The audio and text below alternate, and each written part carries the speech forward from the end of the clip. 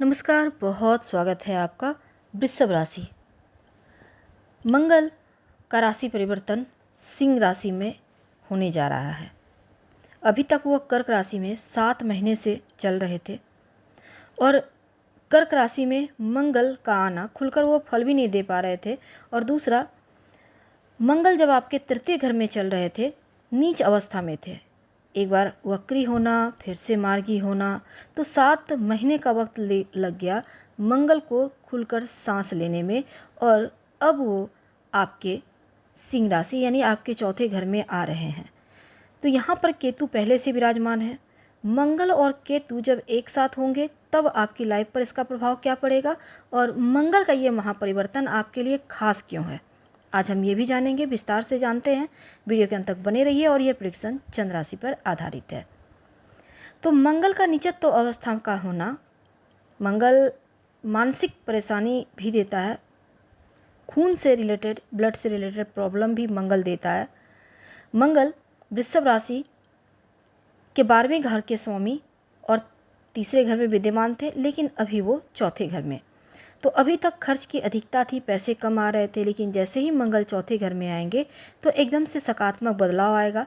मित्र के घर यानी कि सूर्य, सिंह राशि सूर्य की राशि है और यहाँ पर मंगल आएंगे।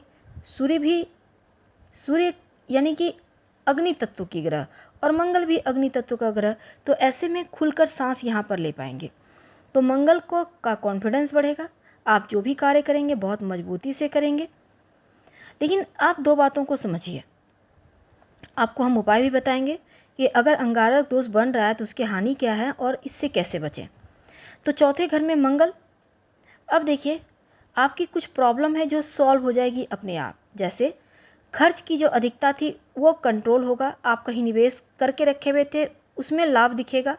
विदेश संबंधी कार्य कहीं अटका था, विदेश जाने के आप चाह रहे थे लेकिन जा नहीं पा रहे थे, अब मंगल का नीचता समाप्त होने के बाद विदेशी ज़मीन से लाभ या विदेश यात्रा के योग बनेंगे। जो व्यापारी भाई हैं, करियर में जो भी स्थिति आपकी मुश्किल में आपको डाली हुई थी, दाम्पत्य जीवन में टेंशन था मंगल के प्रभाव के कारण, तो अब सकारात्मक बदलाव होगा, प्रॉब्लम समाप्त होगी, रिश्तों में प्रेम बढ़ेगा, दाम्पत्य जीवन के लिए बढ़िया है। तो मंगल के पास 3 दृष्टि है। उनकी जो पहली जो दृष्टि है चतुर्थ, तो आप उनकी चौथी जो दृष्टि है वो जा रही है आपके विवाह स्थान पर। तो मंगल की दृष्टि दाम्पत्य जीवन पर है। अगर आप पार्टनरशिप में कोई काम करते हैं, पार्टनरशिप का भी भाव है सप्तम भाव, तो मंगल स्वयं प्रॉपर्टी के कारक हैं।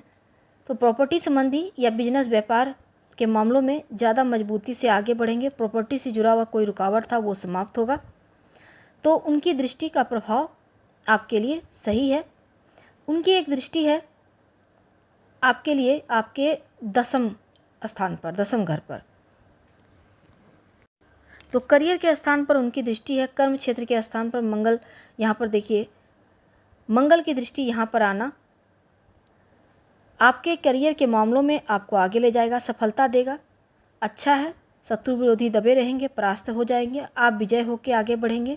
और मंगल के पास एक और दृष्टि है, 8वीं दृष्टि, वो आपके सीधे इनकम के भाव पर है।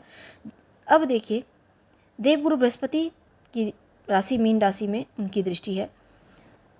तो मंगल और बृहस्पति आपस में संबंध बढ़िया है, तो इस हिसाब से यहाँ भी लाभ होते आपको दिखेंगे। 11वें भाव पर मंगल की दृष्टि होना यानी आपकी इच्छाओं की पूर्ति होगी। भाई बहन के लिए भी बेहतर वक्त है, समाज से जुड़कर आप कुछ काम करना चाहेंगे। लेकिन अब हम समझते हैं कि केतु और मंगल का साथ चूँकि यहाँ मिल रहा है, अंगारक योग का निर्माण हो रहा है। तो अंगारक योग जब आपके चतुर्थ भाव में बनेगा तो किन चीज़ों का सावधानी रखना है।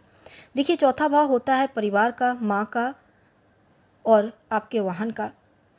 तो परिवार में कोई तनाव की स्थिति उत्पन्न ना हो, इसका ध्यान आपको रखना होगा, क्योंकि अंगारक योग बना है तो माँ के स्वास्थ्य का भी ध्यान रखना होगा। इसके अलावे बड़ा परेशानी नहीं है, लेकिन करियर के भाव को देखिएगा तो लाभ होगा, करियर की स्थिति बढ़िया होगी।